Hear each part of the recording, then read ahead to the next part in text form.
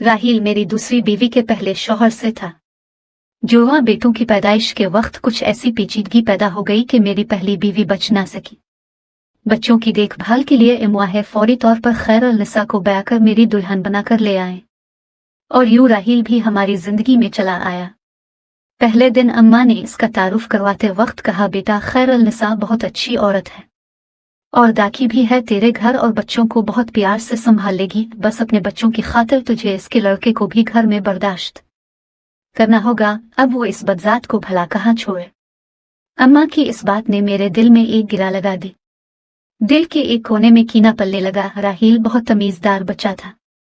एक चीज जो मैंने शिद्दत से नोट की कि मेरे सर्द रोई के बावजूद वो माजी से बहुत मोहब्बत करता और मेरे रवैये से इसे कोई फर्क नहीं पड़ता था। सुबह जब मैं नाश्ते के लिए खाने की मेज पर आता तो राहील भी इंतहाई तमीज के साथ अस्सलाम अलैकुम अब्बा जान कहता और भागकर मेरे आगे अखबार रखता। मेरे दिल में लगी गिरा ढीली होती के साथ ही आवाज आती, अरे बदजात, चल अपनी माँ से कह जल्दी नाश्ता लाए, मेरे बच्चे को देर हो रही है।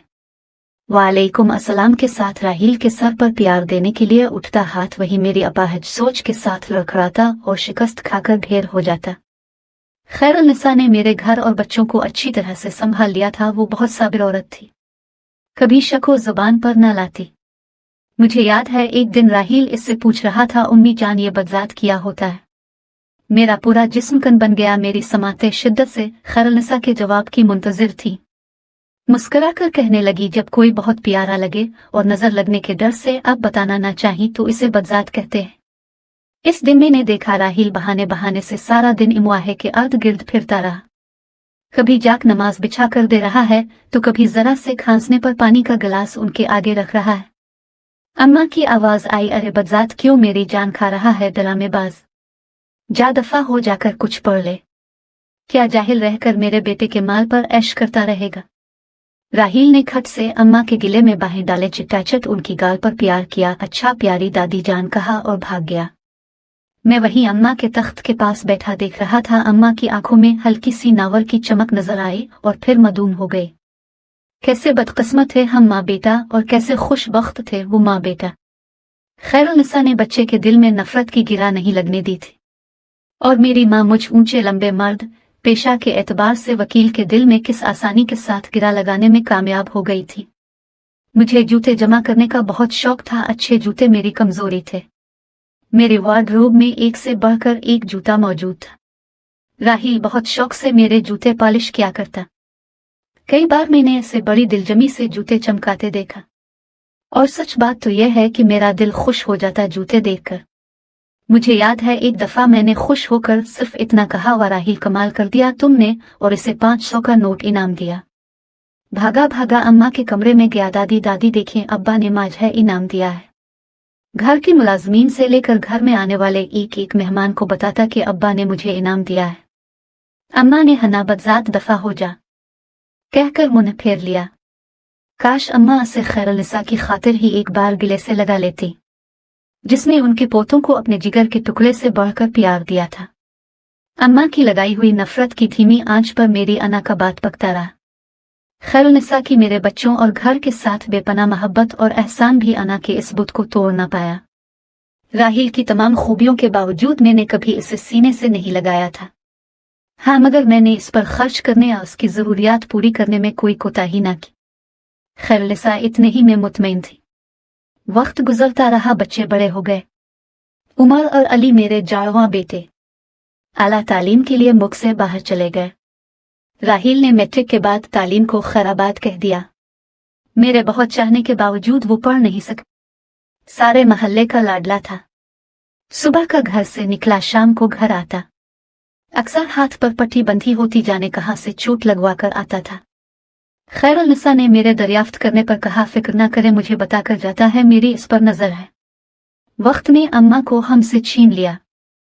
आखिरी वक्त में राहील ने अम्मा की बहुत खिदमत की। कई बार अपनी गोद में उठाकर अस्पताल ले जाने के लिए गाड़ी में बिठाया।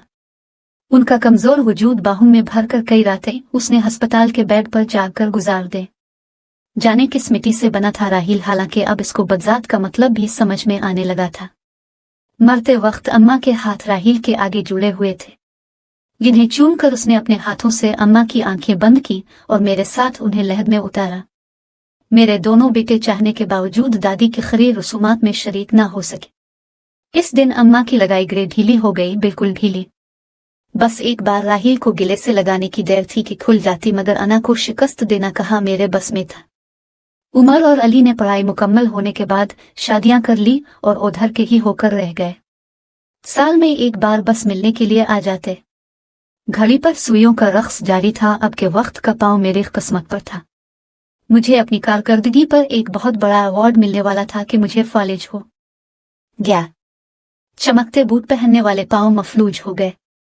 क्या उस्मान शाह नंगे और टेढ़े पांव के साथ व्हील चेयर पर अवार्ड वसूल करेगा? जिस सना के बुत को मैं ना तोड़ पाया, अल्लाह ने इसे तोड़ डाला था। नौकरों की फौज के बावजूद राहील मेरे सारे काम अपने हाथ से करता। तकरीब वाले दिन इसने मुझे अपने हाथों से बेहतरीन लिबास पहनाकर तैयार किया, जैसे कोई बाप अपने बच्चे को स्कूल के पहले दिन के लिए तैयार करता हो। और फिर एक इंतहाई खूबसूरत काले चमड़े के बूट मेरे पाँव में पहनाने लगा, जो कि स्पेशल मेरे पाँव के लिए बने थे। मुझे जूतों की बहुत पहचान थी। जूते किसी बहुत महंगी कंपनी पर ऑर्डर देकर बनवाए गए थे। अवार्ड के लिए मेरी व्हील चेयर चलाने के लिए स्पेशल इंतजाम था, मगर राहील खुद मेरी व्हील चेयर चलाकर स्टेज पर लाया। अवार्ड मिलने के बाद मेरे गाल पर बोसा दिया और कहने लगा, मुझे अपने बाबा पर फख्र है। मैं कहना चाहता था, मैं बहुत बार राहील से कहना चाहता था, मुझे अपने बेटे पर फख्र है, मगर कभी ना कह सका। वो एक बार फिर जीत गया, क्योंकि मेरे कान में अम्मा की आवाज आज भी गूंजती बदजात। आज शायद मेरी अना का इम्तिहान था। अवार्ड की तकरीब के बाद राहील मुझे जूतों की एक फैक्ट्री में ले गया। अंदर दाखिल होते ही मैंने देखा हर कोई राहील को सलाम साहिब कह रहा है, और फिर राहील मुझे एक दफ्तर में ले गया जहां एक बहुत खूबसूरत बुजुर्ग बैठे थे। राहील को देखते ही उठकर आए, इसके सर पर हाथ फेरा और कहने लगे, मुबारक हो उस्मान शाह साहिब। अल्लाह को कोई तो आपकी बात पसंद आई होगी जो उसने आपको राहील जैसा बेटा दिया। ये आपके बेटे की फैक्ट्री है। आपका बेटा दुनिया का सबसे मशहूर और मरूफ शो मेकर है। मुझे याद है एक दफा मेरी पसंद के बहुत महंगे जूते खराब हो गए थे। जूते इटली के थे और वापस कंपनी में भेजने में बहुत वक्त लगता। राहील ने बड़े माहिर मोची बाबा जी को ढूंढकर उनसे मेरे जूते मुरम्मत करवाए। ये वही जूते थे जिन पर खुश होकर मैंने इसे 500 का नोट इनाम में दिया था। बाबा जी की महारत देखते हुए मेरे शौक की खातिर राहील ने उनसे जूते बनाने का फन सीखा, और अब राहील के बनी जूते पूरी दुनिया में मशहूर थे। यूरोप से उमरा राहील को अपने जूते बनवाने के लिए बुलाते, मगर वो मुझे और अपनी माँ को छोड़कर कभी नहीं गया। बाबा जी ने सारी कहानी सुनाई। इस वक्त राहील के पट्टी बंधे हाथ मेरी आंखों के सामने आते रहे। इसके हाथों में चुभने वाली सुइयां कीले मेरे सारे जिस्म में छेद कर गई। मेरे जिस्म में सुइयां ही सुइयां चुभी थी। कौन निकालेगा उन्हें? क्या मेरी तौबा मेरे जख्म भर पाएगी? गिरा खुल गई थी। अना का बुत टूट चुका था। मैंने राहील के सामने हाथ जोड़ दिए। इस राहील के सामने जिसे अम्मा बदजात कहती थी। राहील ने मेरे आंसू साफ किए, मेरे कदमों में बैठ गया और कहने लगा, मेरे सब दोस्तों के पास अबू थे। नानी मुझे अलीले से दुआ मांगने का कहती और मैंने बहुत बार अल्लाह से दुआ मांगी। आप मेरी दुआओं का समर थे अब्बा जान, मेरे अल्लाह का इनाम थे। मैं आपसे मोहब्बत भला कैसे न करता। आप मुझे बहुत प्यारे हैं अब्बा जान। आपकी नज़र करम 500 का वो एक नोट, वो मेरी जिंदगी की किताब का सबसे बेहतरीन नोट बन गया, जिसने मेरी जिंदगी बदल डाली। मैं अपने अब्बा का पसंदीदा बेटा बनना चाहता था, और वो मैं बन गया बाबा जान। वो वाकई मेरा सबसे प्यारा बेटा बन गया था। खैरुन्निसा पास बैठी रो रही थी, मगर उसकी पेशानी चमक रही थी। वो राहील की माँ थी। इसने राहील को मोहब्बत करना सिखाया था।